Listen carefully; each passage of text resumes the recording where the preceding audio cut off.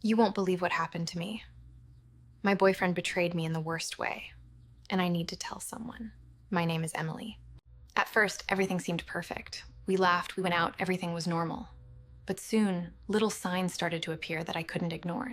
He started taking private calls, hiding his phone, and acting distant. I felt uneasy, but tried to convince myself it was nothing. One day, I came home early and saw a name flash on his screen. Sophia. My heart stopped. Who was she? When I asked him about her, he froze and lied. He said she was just a friend. Something in his voice told me he wasn't telling the truth. I searched his phone later and found messages. Messages I was never meant to see. My heart reading them, and I felt so alone. I discovered photos of him with her. Someone I already knew. I couldn't believe my eyes. I was humiliated and betrayed. Her name was Sophia. She was my boyfriend's sister's best friend. I never expected something like this from anyone I trusted. I moved out to heal, thinking distance would make it easier. But weeks later, I saw them together, smiling, holding hands. It hurt more than anything. I realized he never loved me the way I loved him. He loved secrets more than me. I had to rebuild myself from the pain and betrayal. I remember every detail, every laugh we shared, every promise he made, and how quickly it all turned into lies I couldn't escape. Even friends warned me something was off. I ignored them at first, thinking I was overreacting. But deep down, I felt it was true. One night, I overheard a conversation, his voice, her laughter. I felt frozen, betrayed, and heartbroken all at once. I confronted him, my voice shaking. He looked guilty, but tried to deny everything. That's when I knew there was no going back. I packed my things that night, leaving behind everything familiar. Each step away felt like reclaiming a piece of myself I'd lost. Days passed in silence. I avoided messages, calls, even memories. But the pain lingered, like a shadow I couldn't shake off. Then I saw him again, laughing with her at a cafe. The world seemed to blur around me. My trust loved my heart, all broken. I wanted to scream, to run, to disappear. But instead, quietly, letting the truth sink in. I realized I had to fight for myself. I called my best friend, crying. She listened without judgment and reminded me I deserved better. That was the first spark of hope I felt in weeks. I started to rebuild my life slowly. New routines, new places, even small joys. Every day was a battle, but I was learning to be strong again. Slowly, I began noticing the little things. A smile at a sunrise, the taste of coffee without him, the comfort of my own space. It was mine again. Every memory haunted me at first. His voice, his touch, the way he lied so easily. But I reminded myself that I am more than his betrayal. One night, I saw a photo he had sent to someone else. I recognized the place, our favorite cafe. Anger and sadness crashed over me, but I stayed calm. I realized then that I had to stop letting him control my emotions. My heartbreak was mine, but so was my recovery. I chose myself that night. I started journaling again, writing down everything I felt. The anger, the pain, even the tiny reliefs. Words became my therapy and my shield. Friends called more often, checking on me. I laughed, shared stories, cried a little. Slowly, I noticed I was smiling for real, not pretending. One day, I caught myself humming a song we loved. A small moment, but it felt like reclaiming joy from the ruins of betrayal. I could breathe again.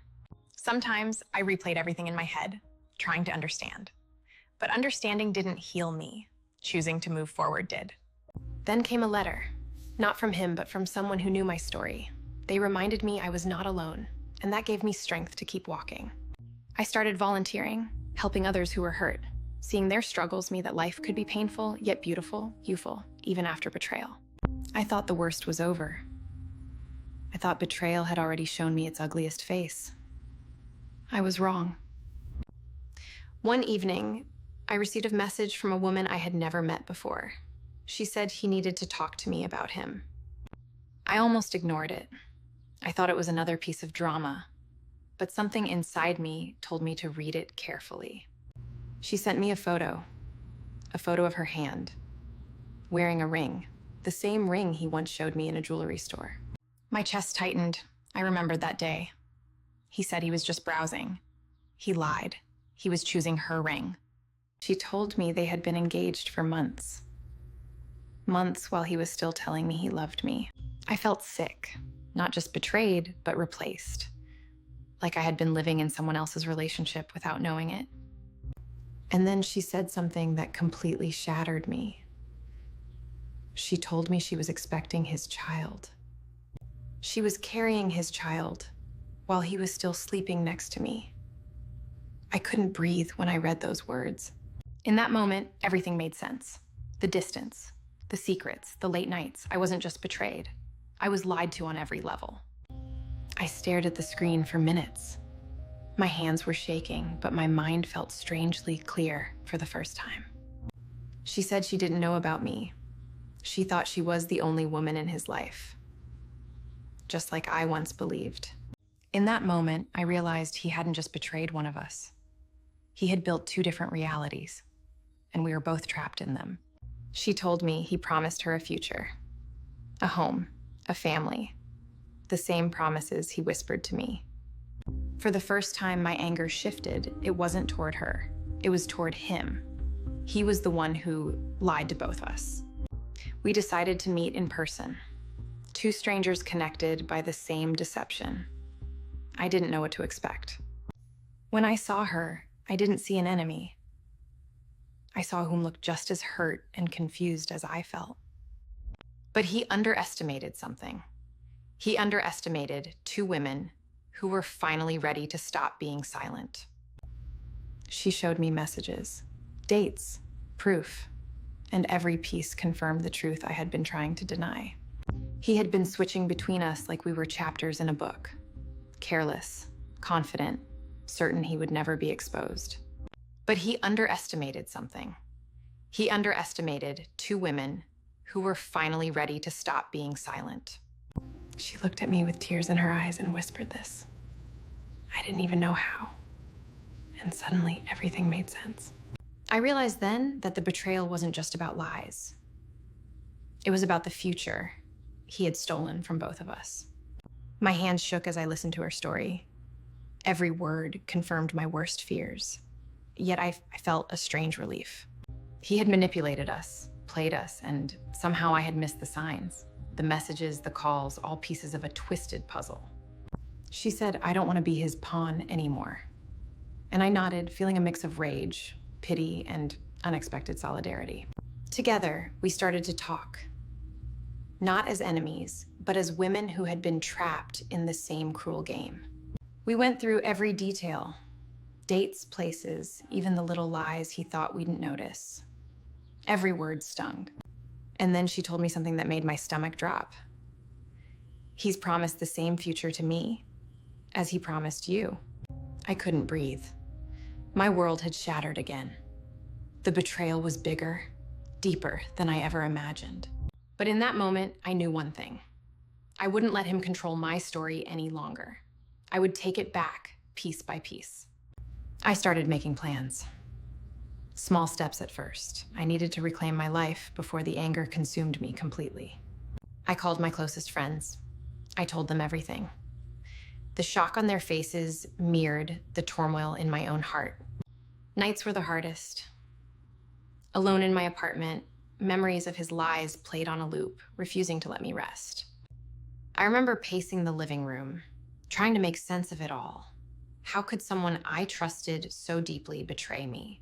Then I found the messages he tried to hide, each one like a dagger. Proof of the lies I had sensed but never wanted to believe. I felt a mix of rage and sorrow. Rage for what he had done, sorrow for what I had lost and the time wasted. She came back into my life unexpectedly. The same girl who had been caught in his web, now seeking answers herself. We sat down, sharing our pain. The realization hit us both. We had been manipulated, and only together could we find clarity. Every secret revealed more layers of his deception. I felt anger, betrayal, and strangely, a sense of connection with her. By sharing our stories, we claimed the power he tried to take. No longer victims, we became witnesses to our own strength. Days blurred together. Work, friends, and little routines filled the hours. But his betrayal lingered like a shadow over everything. I couldn't eat. I couldn't sleep. Every notification made my heart race, fearing news of what he might be doing next. One evening, I walked past his apartment, lights on, laughter echoing through the walls. It was a cruel reminder of what I had lost. I felt tears welling up. Anger boiled inside me, but I took a deep breath that I controlled my next move, not him. The following morning, I decided to write everything down. My thoughts, my fears, my anger. Writing became my therapy. Through the pages, I rediscovered myself. Each sentence, each word reminded me that I still had a life to live beyond his lies. But the past never fully disappears. One text from him brought back the sharp pang of hurt I thought I had buried. It read simply, "We need to talk."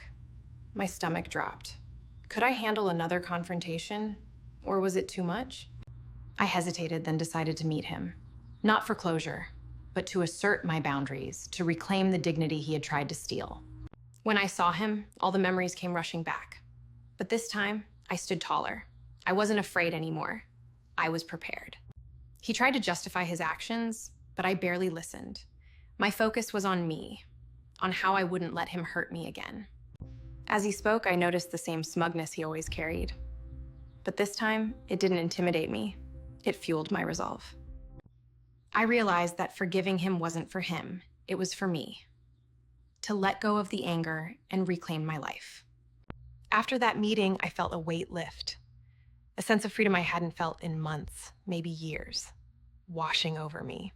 But life doesn't pause for healing. New challenges came, unexpected, relentless, testing my patience and my heart. One day, a message from a friend I hadn't spoken to in years appeared. "Are you okay? I've been thinking about you." I hesitated, unsure whether to respond. But I typed slowly, carefully, deciding it was time to reconnect with parts of my past. Rebuilding trust in others after betrayal is never easy. But each conversation, each laugh reminded me that life could be joyful again. Yet shadows of my past lingered. Every unexpected call or message made me wary, cautious not to repeat old mistakes. One evening, I looked at myself in the mirror and finally smiled. A real smile, not forced, knowing I had survived and grown stronger. Sometimes memories hit like waves, a song, a scent, a familiar street corner, but I learned to ride them instead of letting them drown me. I found a new sense of independence. Going out alone, enjoying quiet nights, feeling the air on my face, and knowing I was enough. Friendships grew stronger. I leaned on those who truly cared, who listened without judgment and offered comfort without expectation. And then one morning, I received an unexpected message. "I hope you're happy, him." And for the first time, I truly was. I didn't reply. I didn't need to. My peace wasn't for him to witness. It was mine to cherish, mine to hold. Life, I realized, is about resilience, about finding your own light even when shadows threaten to overwhelm you. I started documenting my journey online, sharing lessons and stories, hoping to reach others who felt lost and alone. I kept asking myself why he left for years. And one day, I stopped asking. That's not my weight to carry anymore. I have a child, and my child needs stability. And I deserve peace. If you're still waiting for someone who walked away, maybe it's time to choose yourself. And if you want to know what happened next, stay. If this story reaches 100 likes, I'll tell you what happened 3 years later.